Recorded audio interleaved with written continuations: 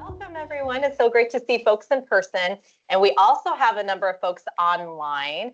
And so welcome to folks joining online. We have a full house in the room. This is the business administration kind of folks from all sorts of different agencies. And that includes small agencies, boards and commissions that do like licensing, et cetera. I'm going to just give a quick high-level overview of what to expect for today, what the format's going to look like, so that way we can just get right into the questions. The whole purpose of today is really for the governor to hear from frontline workers. I think we get, like, in my office, and I always skip my intro, I'm Melinda, she, her pronouns, Director of Cultural Change. I work at the Department of Administrative Services, and my role is to support agencies in your diversity, equity, inclusion, and belonging efforts. And so that's really the lovely work I get to. I'm just really excited to support your agencies. And so the approach for this is really hearing from folks. I know my office all the time gets questions around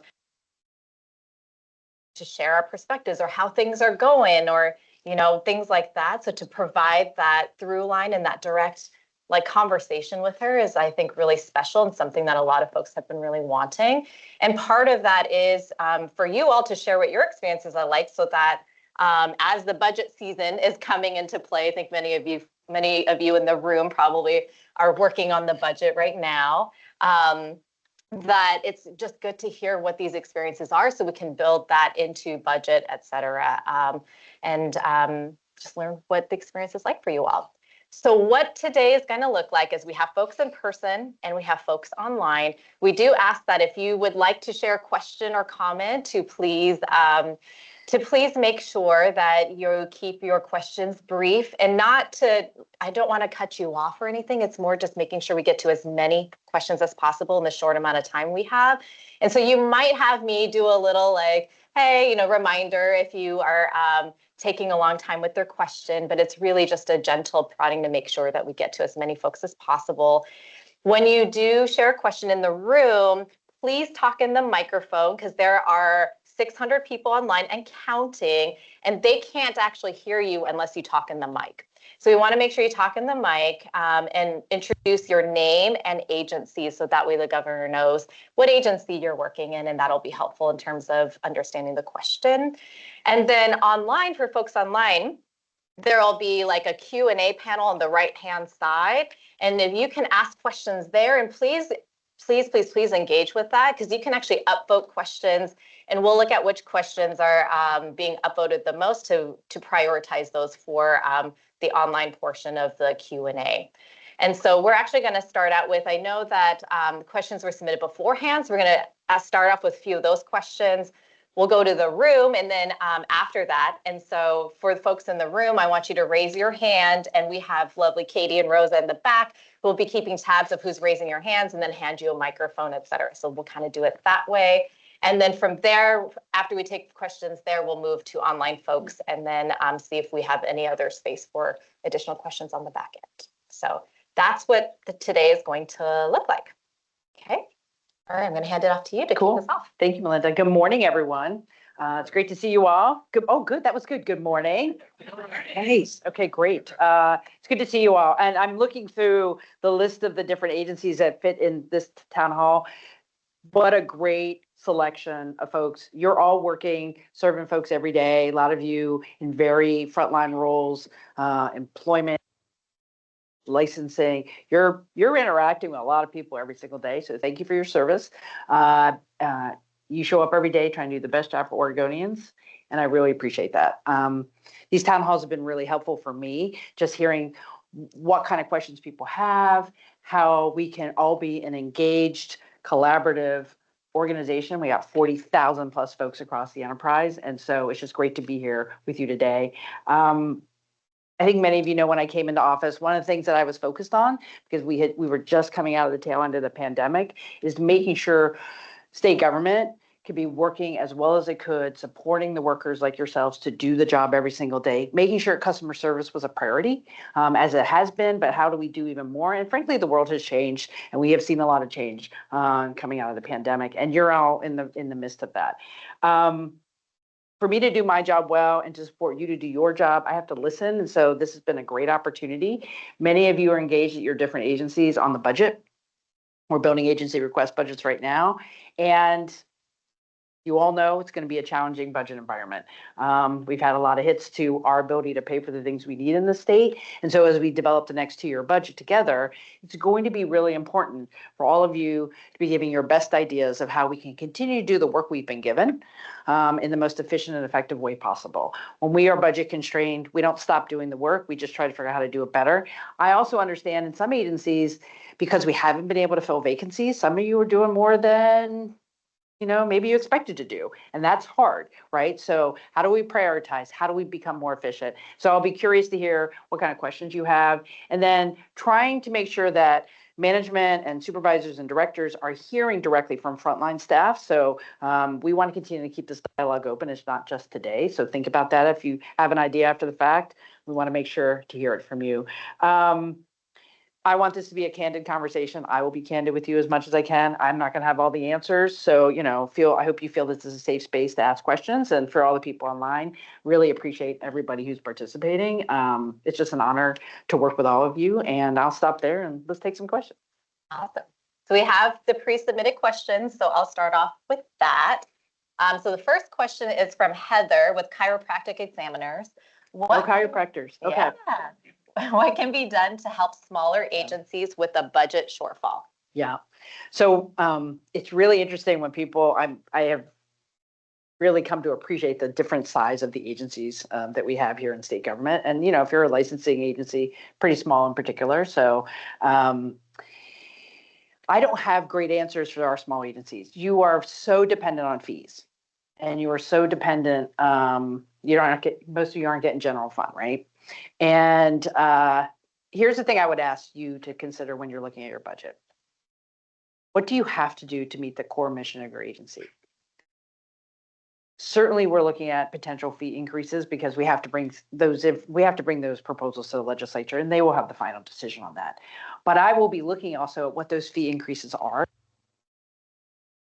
Right now, they can't make ends meet, and particularly if you're in a profession and you need to be working, if that fee has gotten so out of control for you to handle, that's going to be a problem. So I'll be looking at the fees, making sure that is that something we can do.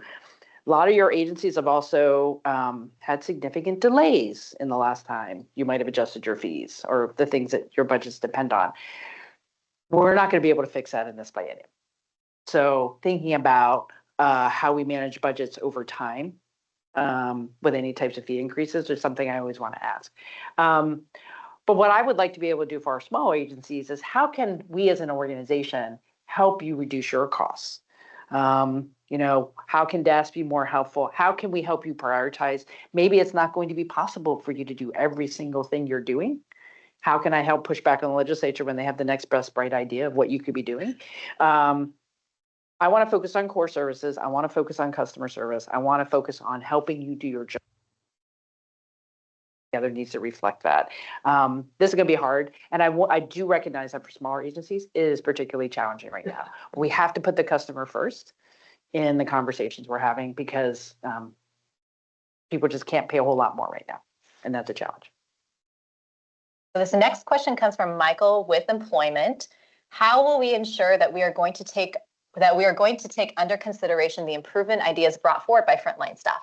Okay, great question. Well, not every idea is going to be accepted. It was like, we all work in the world, right? But I want as many ideas as possible. I have been meeting with agency directors and saying, I want you to have internal processes to hear this information when you're looking at things. And the question should be, I'm going to go right back to what's the core mission? What's our current capacity? If we have to continue to do. So in terms of, I'm going to be upfront. If you feel like you have a good idea and folks up the chain are not listening, I want you to contact my office.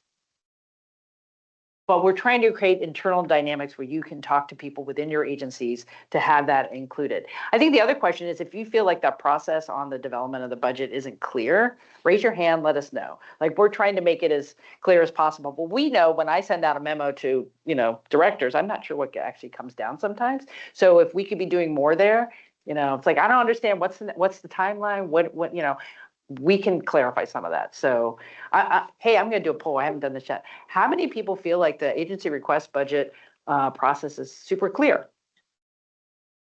Okay. One person with their hand Wow. up in the Okay. room. Well, we got some work to do there. How many of you have had conversations with your supervisors or managers about your suggestions on the budget? Okay. Okay. Good. All right. I wanted to see more hands. We'll work on that. So thank you. And our next question is a longer one. It's from Matthew in Employment. What is the plan to get Francis up and running like it was promised to us all? In UI, we had issues in unemployment insurance. We had issues starting day one with this program. Many things were not correctly set up and they still have not been fixed. Staff have pointed this out since day one and there's been zero movement forward on fixing these day one issues. We have issues that we identified on day one, such as the questionnaires lacking required questions and the letter citing incorrect law or facts. The lack of fixes have caused significant delays in issuing decisions and many workarounds and significant staff frustration and significant customer dissatisfaction. Thank you. Thank you, Matthew. And if Francis is the unemployment insurance program over employment. Yes. Okay. Things. I was in the legislature during the pandemic, and I know how hard things were at employment. And so I just want to say thank you to all the folks at employment who weathered an unbelievable situation, trying to get a new system online, and unemployment requests were through the roof. And we're probably still, unfortunately, dealing with, the lag on some of those as well. But you kept working, you stood up, you kept serving folks. I know it was hard. And it's good that we have Francis, right? It took a little too long to get it, a decade maybe. But we have Francis now. Director Stolfi engaged with a lot of folks in employment to figure out what we could be do different within employment department. And I know that Francis is a big part of that conversation. So for folks in employment who participated in the 101 recommendations that I have received from the department, thank you. Those are all important. We need to work on those. As it relates to the timelines and improvements in Francis, I think one of the biggest challenges we all have in the work we do is how long it takes to improve the IT systems that we have. Francis is no different. When these things come to me, I'm always like, well, how do we figure out which things we have to figure out first? And then you're often told by the IT people, it's like, well, yeah, I know you want to do those 5 things, but you have to do these 10 things first to get to these 5 things. So it's just really time consuming.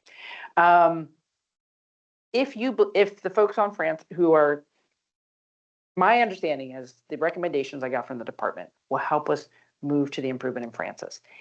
If you have specifics and don't feel like those specifics are being addressed, and maybe they are still not being addressed, we have to fix them. I am concerned that as we continue to see economic headwinds, interestingly enough, our unemployment numbers are not substantially up, but I think we're going to see some hard times. So Francis has to be at the top of its game. So what has to get fixed first? If it's about forms and applications, things that we can control easier, we got to get on them right now. And additional support for the agencies to get through them, let us know. I am not in the weeds on Francis. But it's a good thing we have Francis because we have more capacity than we had through that legacy system to track, to understand when things aren't working well. So I would like to hear more. Maybe Matthew, you can follow up with our team about specifics there because the goal is to have Francis working really well. I think those are all the questions beforehand. So we're going to actually move to the room. And so remember to raise your hand. We'll kind of keep track of who's raising hand. You don't have to keep your hand raised. Just like raise your hand if you have a question. And then we'll keep track and pass you the mic. Remember to talk in the mic and say your name and agency. We're actually at 920 people online. So we want to make sure that you speak into your mic. So lots of folks. So go ahead, raise your hand if you have a question. Rose and Kate are coming around with mics. And then we'll keep track. Hi, Tracy Thompson from Department of Consumer and Business Services. Hello, Tracy.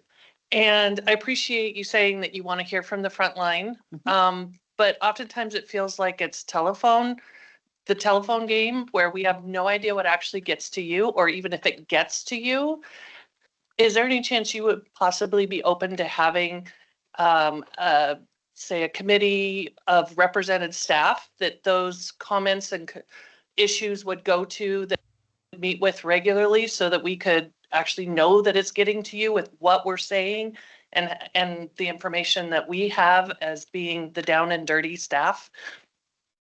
Gotcha. Well, on the communication side, one of the things, and I can't remember if you mentioned this on this, but after each town hall, we do follow-ups. And we've been sending those out. So you will see a follow-up. The more that we can communicate back and forth, I think is important. That's why I've gone to having the regular newsletters out to all state staff. If there's something that could be helpful there, that could be a mechanism. I'll be honest. My question would be, are there existing structures that we could just piggyback on instead of creating something new? That's usually my first question. So I don't know if that's the Labor Management Council. I don't know if there's a place that that could be the feedback loop. And if there isn't a good one, then maybe we should think about something else, because we're all really busy, and so we don't need to create new groups. But because I think particularly for our representative folks, I would assume that's a good avenue also to share, but maybe not. I don't know if it's been used that way, but I don't know if that's what would be the best communication from your standpoint?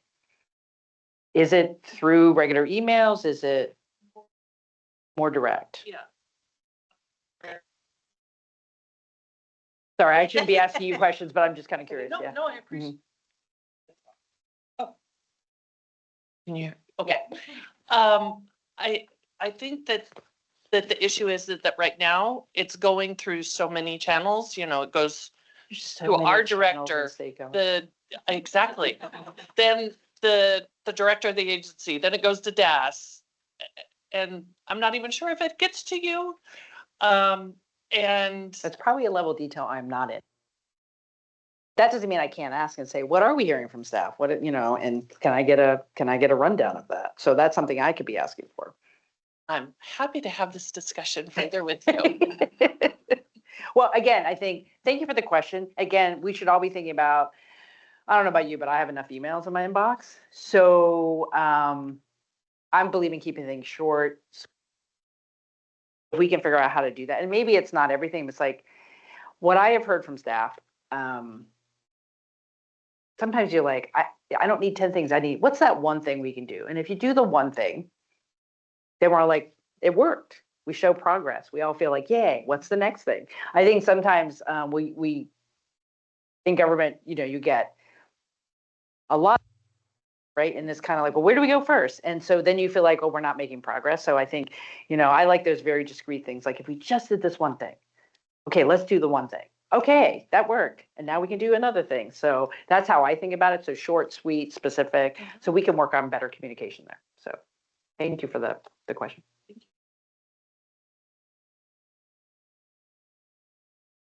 Hi, good morning. My name is Michael Mayorga Hamilton with Building Codes Division. Hey, Bill. Hey.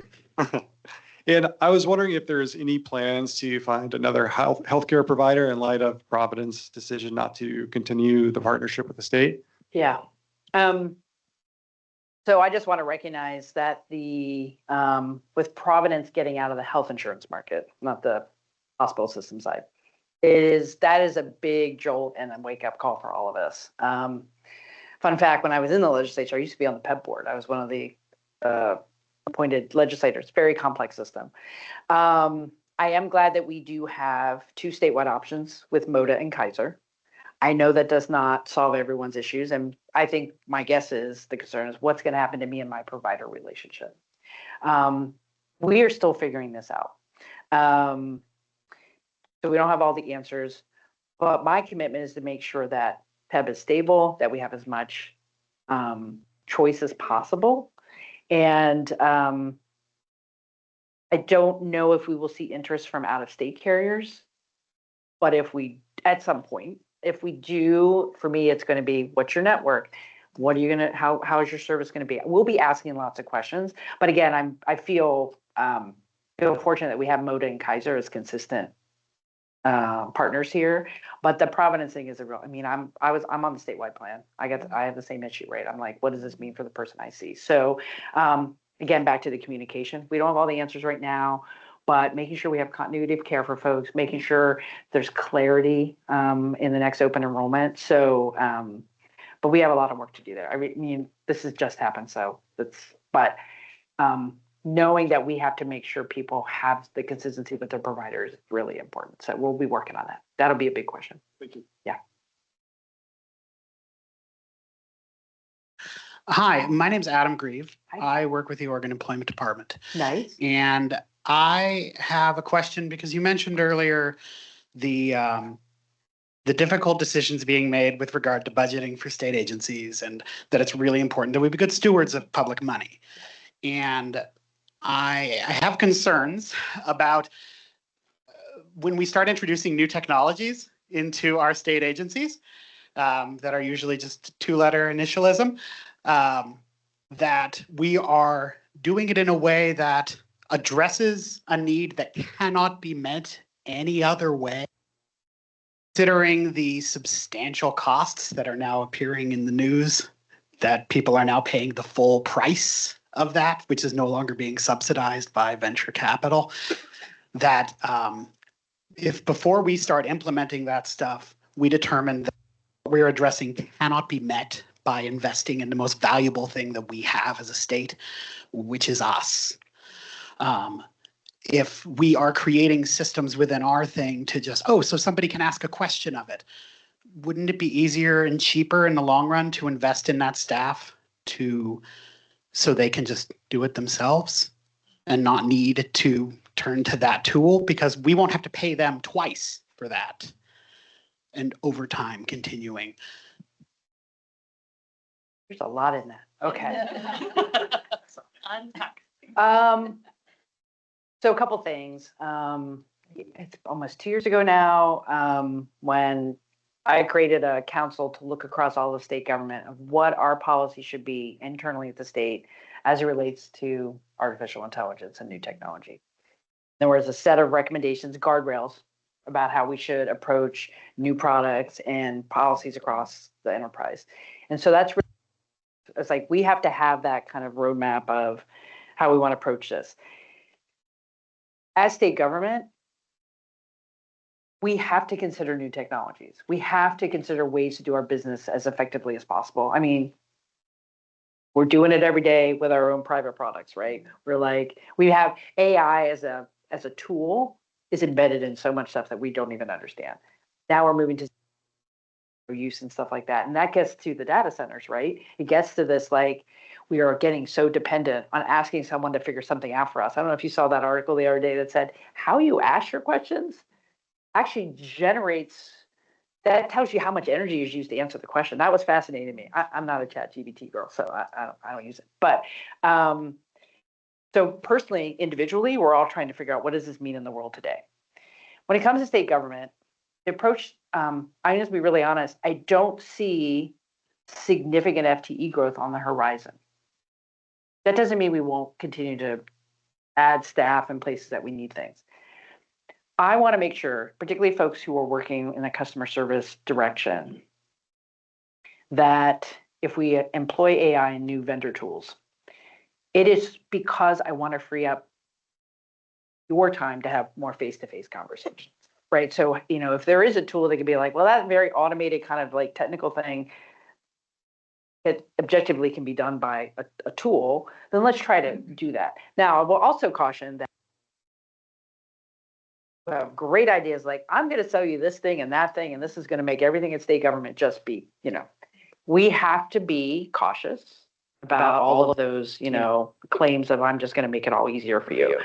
So I think what I would ask for everybody is have an open mind to saying, is there a tool that is cost effective, won't break the bank, but will actually allow me to do my job in a way where I can spend more time talking to real people? That I think would be a win for us. So that is the approach I'm taking. We do have agencies who are trying things. I think piloting things is a good idea before you jump in, full bore. So, and I know, for example, in employment, can we have the ability to, what is in the best interest of the consumer? If they're at 2 a.m. in the morning and there's no one there and they can ask somebody a question, yeah, that's not a bad thing. As long as it's accurate, right? I see your face going, maybe that's not a good idea. But, but I think that's our assumption now, right? People work at all hours. They figure they can go online and get their questions answered. That state government shouldn't be any different in terms of, well, if you can't call between a certain hour to get a live body, then you might have to have another option. But that should not replace the work that the face-to-face conversations are about. Because sometimes you just need to talk to somebody and you need to walk through it and, okay, you know what's complicated? Unemployment insurance benefits. Right? So you need to talk to someone. So how do we find the balance of using tools to free up your time to do the best job possible? So that's more of a philosophical approach. But if we're looking at products that people are very concerned about as not being quality, we need to know about it. We shouldn't jump in and start paying for stuff if we're not sure what it can do.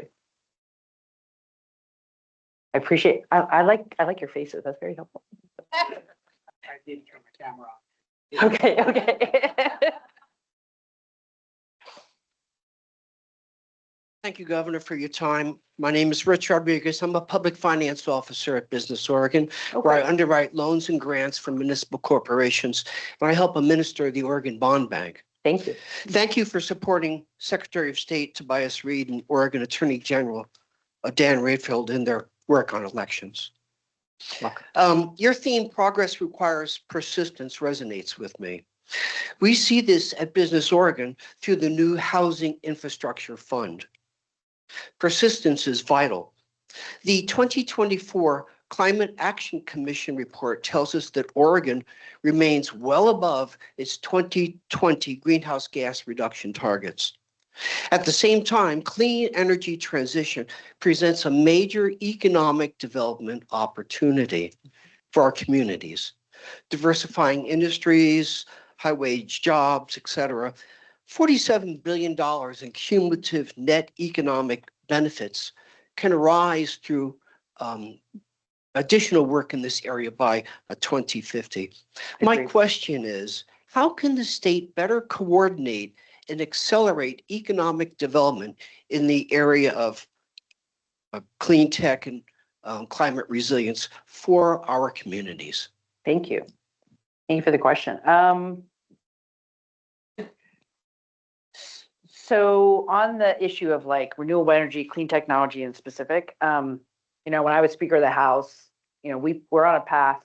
We're supposed to have clean electricity in the state by 2030. No, 2040, I think. 2040? 2030. I should know. I think it's 2030. No, it must be 2040. I was like, 2030, that's gonna be, yeah. And we all know that we have to hit our greenhouse gas reduction goals.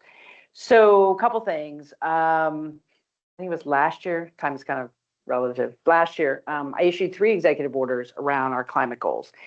And the most important thing for those, one was, let's take advantage of the Biden tax breaks to get as much renewable energy online, because it takes money to put these things. So we're actually going to see more renewable projects happening because of that. The other 2 were primarily about how we as agencies across state enterprise work together on our climate goals. Again, everyone works really hard. People have to put their head down and stay in silos sometimes. And so we have to make sure, like for permitting new renewable energy projects, there should be no daylight between the different agencies who have a different part of the permitting stream. So that executive order was like, how do we all work together and make sure things can get permitted in an efficient way? Not to ignore the regulatory infrastructure, but we have to do it faster. We have to do it more coordinated so we can actually get these things online, so we can hit our goals. As it relates to economic development, as many of you know, I put out a prosperity roadmap last year, and part of that prosperity roadmap had called for a council that's going to be giving me recommendations here in another month. And I know that we are going to hear some of this. One of the assets we have in our state is our clean tech, advanced manufacturing, renewable energy sector. That's growth, that's good jobs, it's good for the environment. We are going to be pushing on that to make sure that we stay a national leader on those issues, as well as create the great jobs that go along with that sector. So in Business Oregon in particular, what Business Oregon has done a great job being the steward of so many investment programs, and so thank you. So how do we use that expertise to get us to the next level of the infrastructure we're going to need to build, those new projects? I'm feeling very optimistic about that as something we are going to grow here in the state. But it will take agencies working in a coordinated fashion to make sure that nothing is standing in the way to get to the fast track permitting that we need to get these projects done. So, so thanks for the question. A lot of things we can do in that area. Oh, can you turn on? Oh, Yeah, thank you. Les Perkins with the Oregon PUC. hello, Les. Sorry to take you back to the previous topic, AI, but I want to ask you a question from a little different perspective. We're a regulatory agency that handles massive amounts of legal filings, and our docket load is just getting heavier and heavier. Adding staff is not really a possibility for a whole bunch of reasons. We need to manage that information more efficiently and effectively. We have information asymmetry basically going on with the utilities we regulate. Yeah. For those agencies that want to start stepping into the AI space to figure out how to allow our staff to be more efficient with their time and for us to be more effective as regulators, what does that look like in terms of if an agency wants to be a pilot, if an agency wants to step in and start utilizing AI tools, what are you wanting to hear from us? What are your concerns? What do we need to show you? Oh, okay. Thank you. I think my initial questions would be, what are you trying to achieve? We always have to be outcome focused.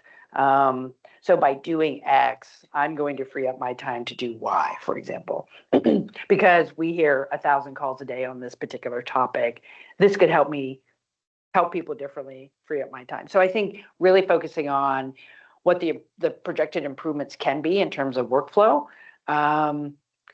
Certainly would want to know what the track record of this product is potentially in other states. And we do have other states who, frankly, are doing some really amazing things. So I encourage you to reach out to your networks and say, like, what are you using? What are you finding out that's helpful? Like, we don't have to reinvent, we don't have to be the first here, but we should know if there's a good track record somewhere. So outcomes, track record, and how soon it would take to actually make it work. Like sometimes I want the unicorn that's going to take me 2 years to produce the most amazing thing. I'm like, well, that's like, but in 6 months, I can try this little thing and other people have done it and I'm going to get this outcome. I think that's an effective proposal. And that's something I think we can sell. And if we need a little money to help it get going, I think we can sell it to the legislature. I think if we go too big and too complex, they're going to be like, no. So that would be something I think we should think about. Yes, good morning, Governor. My name is Angela Ward. I'm with Business Oregon, where I'm an IT analyst. And it's kind of sticking Ask with her all the questions. She's the IT person. Well, sticking with the theme of kind of talking about these IT systems that are really prevalent in our work. One of the things we run into as state employees is that glacial pace of development, as you noted when talking about Francis. And I'm curious kind of what steps your administration's taking to reduce the procurement steps and some of the oversight steps to help us be more agile in developing and implementing new systems so we can kind of start to catch up while still being good stewards with security and efficiencies for our state. Yeah, thank you for the question. Well, there's a lot of work underway right now in general on our procurement system at DAS. So this isn't just for IT programs, this is everything. Our procurement system is very creaky. And we need a lot of work there. So I think we're looking at it. It might be another 9 to 12 months before we see significant improvements. I'm just gonna be really upfront, but generally we're trying to make the procurement system work better for all of you. In terms of, IT products in particular, we're very, we want to be cautious. We have our stage gate process and all the work we have to do to make sure when we bring in new changes in IT that it's going to do what we need to do, because none of us want a system that does not work on day one. That would be bad. However, one of the things that I'm always will ask as well, like going back to the other question, we don't need to build our own thing. We can take it off the shelf, make some adjustments and go. And so I'm always like, I'm going to ask that first. And I know this is an issue, particularly for licensing agencies. We've had a few problems with some of our licensing products. And so can everyone use something that works better together? We don't not every agency needs their own like shiny penny new thing. Can we use the same thing? So that's the approach we'll take on that. But yeah, the procurement piece, we're trying to make it faster. It should not be as complicated. We can be good stewards of public dollars and do everything we can. We're never going to get 100% right. Come on, sometimes things go wrong. But if we can get to a certain confidence level, let's try to move quicker. And that's what we're trying to achieve with procurement. So yeah, thank you. Who knew procurement would be so interesting, but it is really interesting. So. Good morning. My name is Jessica Hawash, and I am a frontline worker for the State of Oregon Employment Department. Thank you. I've also stood as the chair for the Equity and Inclusion Council, and I was the vice chair for your advising for DHS foster care. I was an Oregon commissioner for you. Thank you. But most importantly, I'm a woman in recovery. And so for me, I stand and represent as often as I can for the State of Oregon Employment Department and share my story. And I see day after day after day, a community of people that are just completely underserved in our Department of Justice, prior to being released, in our mental health facilities, trying to get treatment for mental health and addiction. And my question is there any plan for having any peer mentors be frontline workers within the state of Oregon? We have an innate opportunity with the WorkSource Oregon. We have a van now that's kind of out and about, but they're just normal people for the most part, right? A lot of our departments positions do require some kind of lived experience for like the farm workers or that. But peer support has really kind of not been a priority within the state of Oregon, not only for our staff that struggle with addiction and mental health, but also for the community of people that I'm with every weekend. Like I'm in the homeless camps, helping people get into detox and treatment and try to help them figure out their unemployment or whatever there might be. But there's just a huge lack of support for that community that I've seen. And so is there any plan for the future of, one, interconnective communication between our agencies? Because that is lacking. There's a gap there as well, but also any push for something outside of the normal 8 to 5, come into our office, get them out on the streets, boots on the ground, to really connect with these people, let them know that they're loved and supported and that there is a life after addiction and mental health, instead of just putting them in a house that we built that's a 1-bedroom studio with an air conditioning. So any plans for those 2 things? Well, thank you for what you're doing, because you're obviously doing a lot outside of your work life. So thank you. Couple things I would say to that. One's a system response, one's an internal to state agency response. And let me start with the state government response first. I think it's really important. One of my hopes is that working for the state of Oregon is your workplace of choice. And that workplace of choice means you feel welcomed, you feel supported, you feel like you are seen. And that also means like how we help each other be trained and ready for situations, right? When you think about working with every Oregonian, addiction and mental health issues affect all of us. We probably all know someone who has an issue, but do we talk about how we can be the best ally and the best support of that person as a state employee? My guess is we could probably do a better job there. There's been a lot of effort to make sure we are using trauma-informed practices and we know how to work with folks. So I always like, can we do more in training? Do people feel like they have the skills they need in their day job to be supportive and being welcoming, not only to their colleagues, but to the people they serve? On what we're trying to do on the behavioral health system, I'm a big fan of peers. I think you probably know that the First Lady, who's a former social worker, has been chairing our Behavioral Health Talent Council, which is they've put together a set of recommendations to help people who are in the field now in mental health and addiction, helping them stay there, helping them get into the field. And it has been so rewarding to hear about how effective our peers are who are out in the field. So supporting that workforce. Interesting question about bringing them into state government. I'm gonna have to think about that a little bit. I mean, that would certainly be an asset for us. I also know, to be honest, that there's a lot of competition for those folks right now, and we need them in our residential facilities and our places. Since I've been in office, we are on track to add almost 1,000 new licensed treatment beds for mental health and addiction in the state over that. We've been busy, and we need people to do that work, right? So I would say that priority for getting folks to serve in those settings is probably the key at this point. But we have to make sure that we're using the assets that are out there in the community to make people, help people feel heard, seen, and supported. And so let me think about that a little bit more on the peer side and what that means to bringing peers into state government. We certainly have them in certain settings, but it's not something I've thought about in all settings, so it's an interesting question.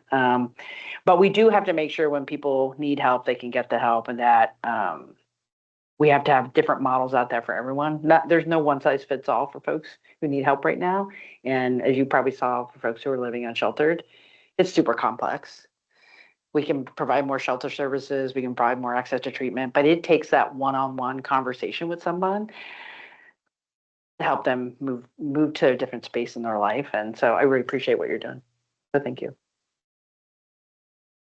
Good morning, Governor. My name is Len Tamburello. I'm with the Oregon Board of Maritime Pilots.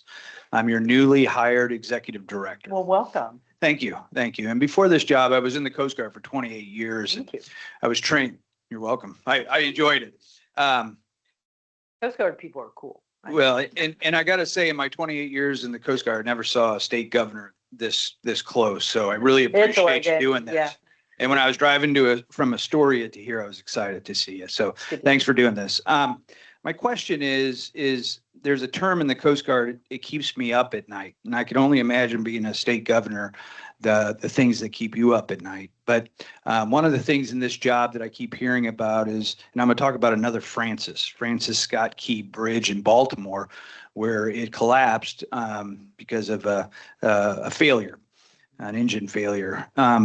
So I guess my question is, it's a process. Being this new guy to the state of Oregon, who do I talk to about this thing that keeps me up at night? Because there's several bridges along the Columbia River and in Coos Bay and in Uquina that based on the investigation with the Baltimore collapse, there are some things that we could be doing.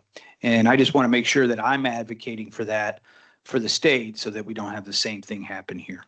Okay. Well, thank you. Way to add something else to my list of what you said.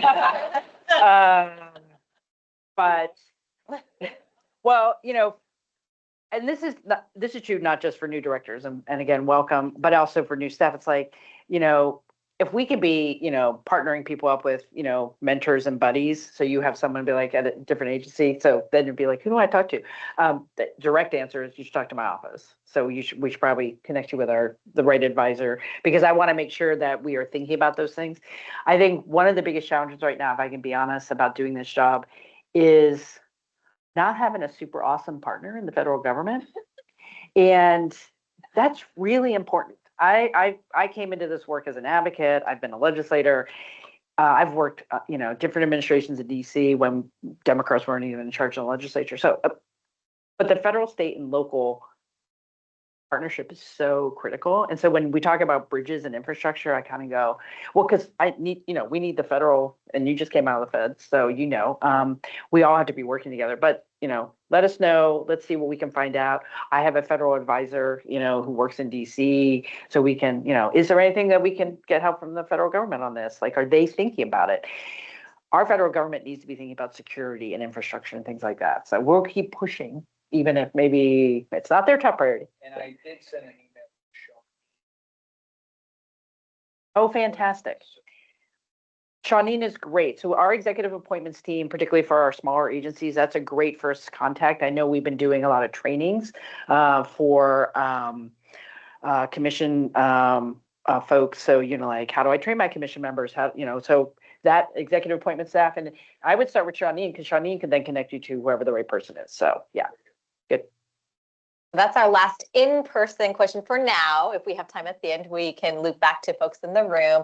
There are a couple of questions in the chat or in the Q&A online that are currently upvoted, and This should not be a surprise to anyone who's been listening on the call or in person. This is another question about AI from a different perspective, though, and it's the most upvoted question. So this comes from Heather at Employment.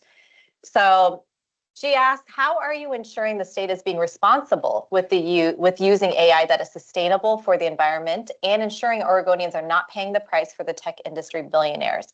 Many of us are seeing the damage to our communities with the rampant building of the data centers that are now being built within marginalized communities, and concerns with elected officials not being transparent with the public on the tax breaks these companies are granted. Okay, thank you for the question. So I think we have to all think about data centers and AI a little like, the modern version of the railroads. We're going to need these things. Now, the question is how much and how are they regulated, and, what expectations do we have on this private industry? That's really important. Last year, I was like, we got to do something. So that's why I've created a data center advisory committee that started, I think, in January. And I put a small group of folks together who've been having public meetings talking about all the aspects of data centers, energy usage, what it's meaning for the grid, water use, economic development, tax implications, the whole shebang. Because we have been an early adopter of data centers in the state for a variety of reasons. Good water, relatively inexpensive energy, all kinds of things like that. And that has created some great economic development in parts of the state, particularly in Eastern Oregon. And we should just, say that. And many of these decisions on data centers are made at the local level, probably by some very well-meaning folks who probably don't have all the expertise to get the best deals for their communities. So we should be asking more of the data centers. We should be asking more about your energy use and what you're going to be contributing. It's like we should stop being a cheap date on our data centers. So issue number one, I'll be getting recommendations from the advisory committee in the fall, and that will drive a discussion into the next session. Because it is such an important topic, and I would say very emotional topic for all the reasons that the person who had the question. We want to make sure we have a good framework to go and have a conversation where there is a statewide intentional policy of how we are managing data centers across the state. Then the other piece is, it's going to come to us personally. Well, how are we using, what is our dependence on the AI that's being, supported by these data centers? It's a really big question. When you can see, one data center could use as much energy for an entire town. That's a problem. Because I want to be able to recruit big businesses here to this state who want to make things and do things, and they want a clean energy footprint. I want to be able to guarantee that they can have some of that clean energy that the data centers are taking, because I think that is a better use of our economic growth. So we have a lot of questions to answer, but it'll be to me, what is in the best interest of Oregonians? What is in the best interest of, and that it also means economic development. It's not a either or conversation, but it has to be in the best interest of our state to have these facilities. Do they support communities? Are they doing the right thing? Are they doing it cleanly? We can get there. And I think you're seeing this in other states. Some are saying we shouldn't have any. I was like, if we're going to have them, let's have them in the best way possible. And they shouldn't be overrunning our communities. So that's my general take on it right now. So stay tuned for the recommendations and the advisory. So we just had a new question be upvoted as the most upvoted question now. And more AI? It's not AI. Yeah, surprising. This is coming from Kim. And Kim is coming from the Department of Consumer and Business Services Workers' Compensation Division. Workers' comp. Yeah. So recently, Governor Newsom directed California state workers that they would have to return to the office 4 days a week. Luckily, things have been delayed, allowing people more time to plan and figure out logistics. I'm currently home-based and purchased a home in rural Oregon, 3.5 hours from Salem. The thought of a return to office mandate is pretty scary, especially given the price of gas. Do you currently have any plans for removing remote work options? I have no immediate plans. And we have a work group starting to look at our remote work policy. We had one before the pandemic.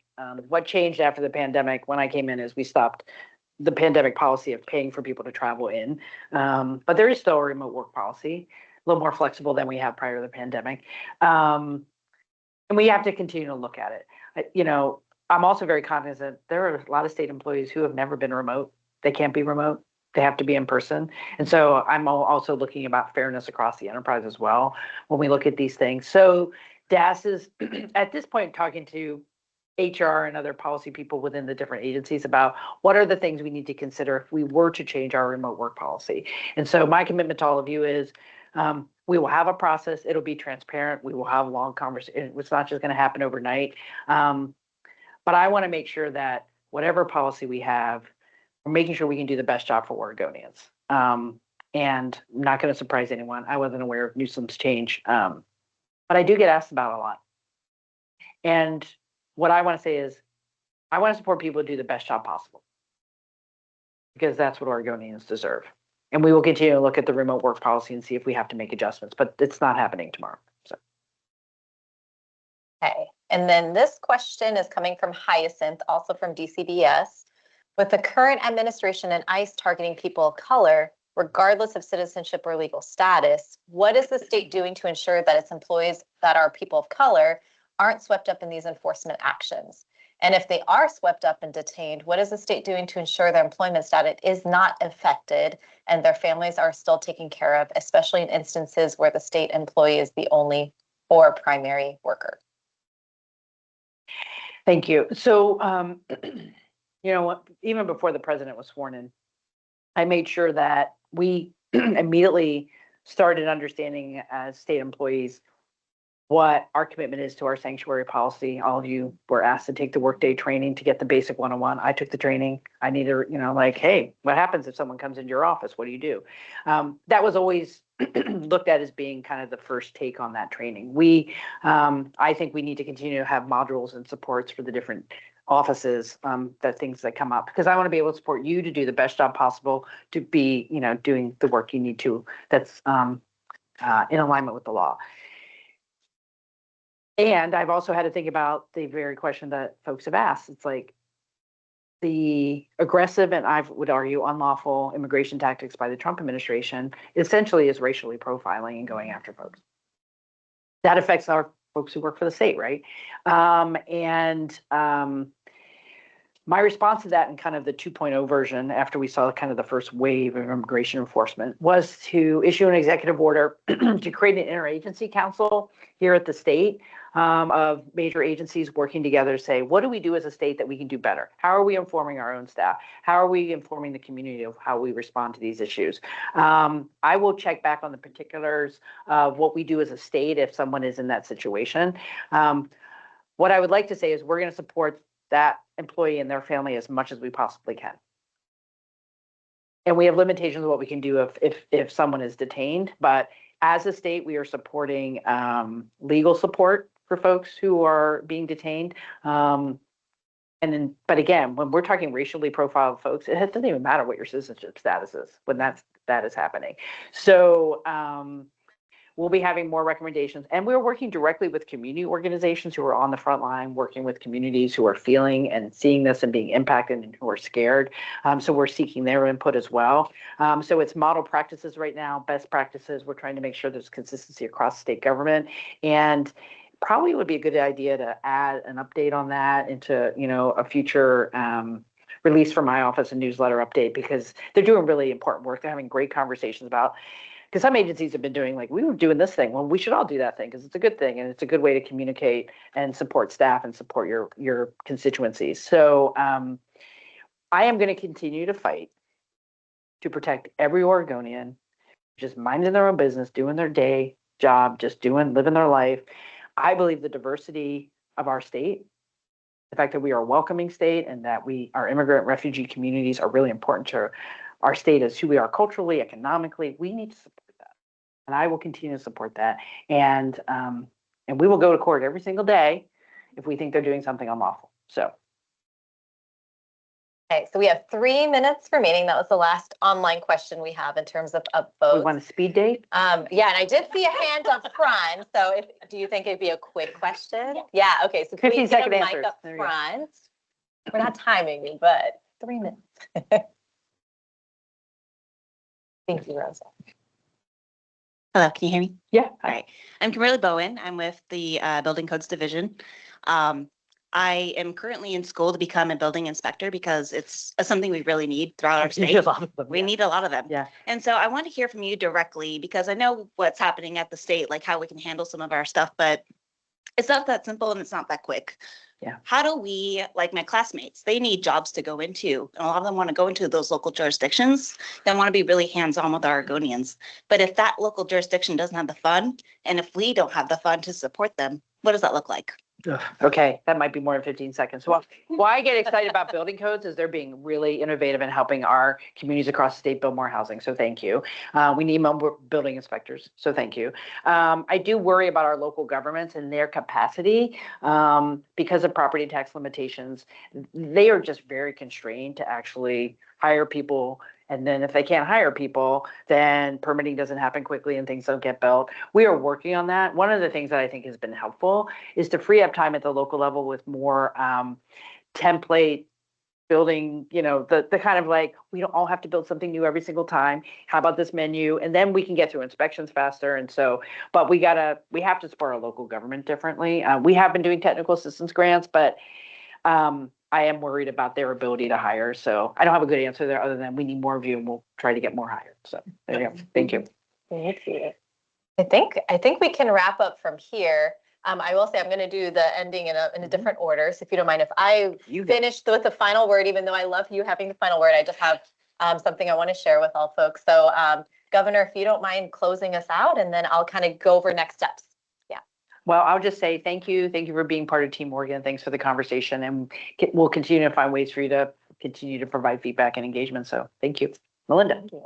So next steps is the governor will be sending out kind of a what I heard summary. So I know there are some questions around, what are we going to do with the information? What is being heard, right? So there is going to be that. And there also I know there's almost 1,000 people online, but there's still a lot of folks that didn't get to hear this today. So recording will be made available also for folks to be able to review and watch as well. And I will share that we're being asked that at the end of this meeting that if all of you can stay seated, the governor will need to be exiting the room first, and then we'll all be exiting together. So. And usually I'd love to hang out and talk. I just got weirdly booked today, so I do have to leave right away. So hopefully to see you all again in person sometime soon. Maybe pop by your agencies. So thank you. Appreciate you. Thank you, everyone.